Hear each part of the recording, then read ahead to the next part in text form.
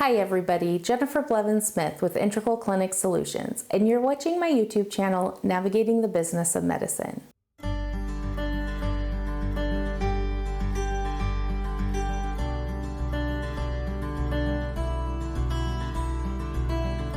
Today I want to talk about joining professional associations. There are so many associations and societies out there for professionals to join, especially in the medical field. And sometimes I think people feel overwhelmed by how many there are, and so they just kind of shut them out or disregard them. But there are some benefits to joining these associations and societies, and I know they do have their downsides as well, but it is something that should be considered. I'm going to talk about a few of what I feel are the benefits and then bring up maybe what I've heard are some of the downfalls or what pushes people away. But I just want to bring this up so that it's something that you can consider if you haven't already, and that you can do your own research as well. And like all my videos, please don't take my word for gospel. Do your own research, look it up, figure out if it's right for you, if it's right for your practice, right for your business. But definitely it's something that I just like to bring up to people and let you make your own decision. So joining these associations or societies are not usually very affordable, or I shouldn't say affordable, they just can be a higher priced item, especially when you're starting up, that could be harder to pay. And if you're not really keen on it, then it's even harder to justify spending that money. But some of the benefits that you do get from these professional associations is the fact that they help you keep up with announcements coming from CMS, the government, like HHS when it comes to HIPAA compliance. They help with compliance. Usually they'll have some kind of resource for you or suggestion on resources you can use. They will help you stay up on billing changes that might be coming soon down the road by either commercial payers, Medicaid, or Medicare. So it could be across the board. They will help you go to conferences, and often if you go to their conference and you're a member, you get a discounted rate for that conference.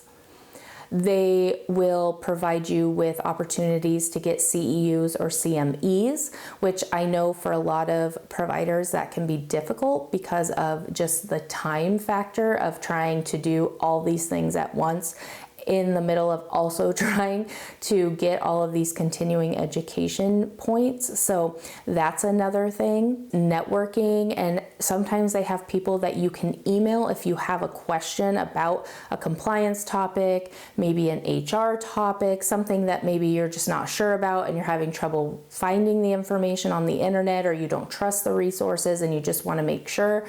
They have a free or very affordable resource that you can go to one time to get your answer.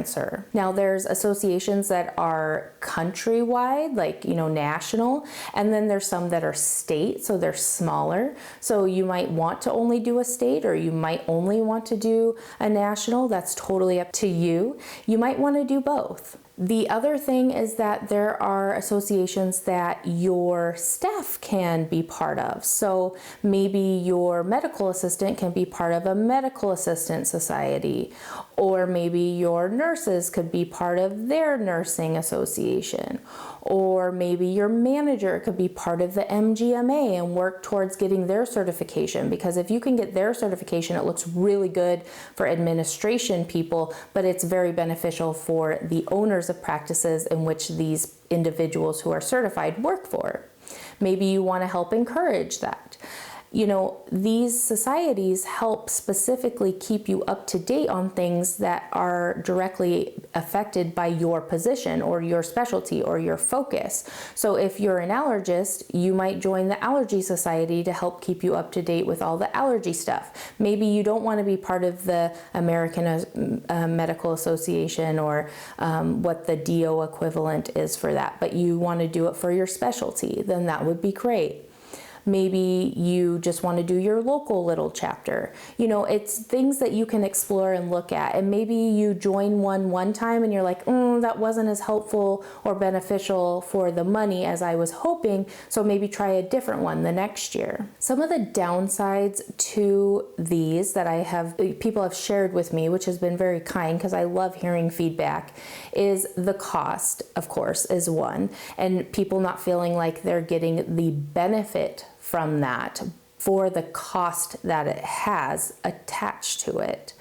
The other thing is there are certain times where the association or the society is getting involved in certain politics that people aren't comfortable or feel the same way about, so they don't want to give their money to something or someone that doesn't support or feel the same way about a cause or a topic that they do. And I totally understand that, and I totally respect that. And those are people that have done their research, they're involved in this, and they're making the best educated decision for themselves. And I think that's the whole point behind all of this, is just understanding and doing what's best for you and your business, like I said before.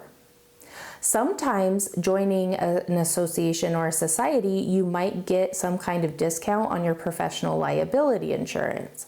Now, there are some professional liability insurance companies out there that in order for you to have their coverage, they require you to be a member of a specific association or society.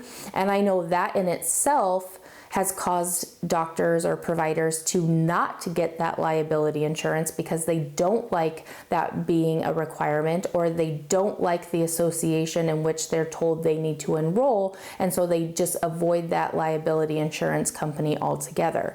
So, you know, there are those things to consider too, and make sure that when you're signing up for a professional liability insurance, you find that out if there is a requirement to join any specific association or society in order to have their insurance. But also ask your existing liability insurance, if you have it, if they give any kind of discounted rate or if you get any benefits for showing a membership to a certain association or society. So it could go both ways. The thing is that I really feel like it is beneficial at some point to join these, and maybe it would be short-lived and you just join it for a certain amount of time and then it's over and then you reconsider it down the road.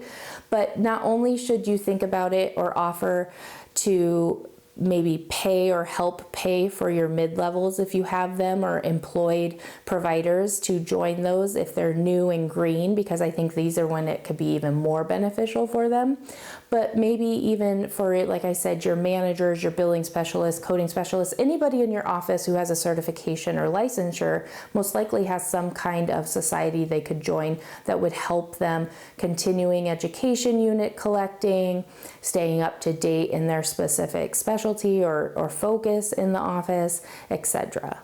I know that it can get expensive if you were to join all the ones that are out there, so be selective, have expectations, but you know, like I said, do your due diligence and find out exactly what resources they offer to members and tools that you could utilize that might help you, and you know, base it off of a business decision on where maybe people in your office lack experience or knowledge, and maybe they offer something that will counterbalance that, and so it would be beneficial. So just be mindful of that, think about it, definitely try to add it into your budget if you want to do it, so that you're not trying to find ways to pay for it because it sneaks up on you. So anyway, smash the thumbs up button if today's video was helpful. Subscribe to my channel if you haven't already. Thank you so much, you guys. You take care of yourselves. We'll talk to you soon. Bye-bye.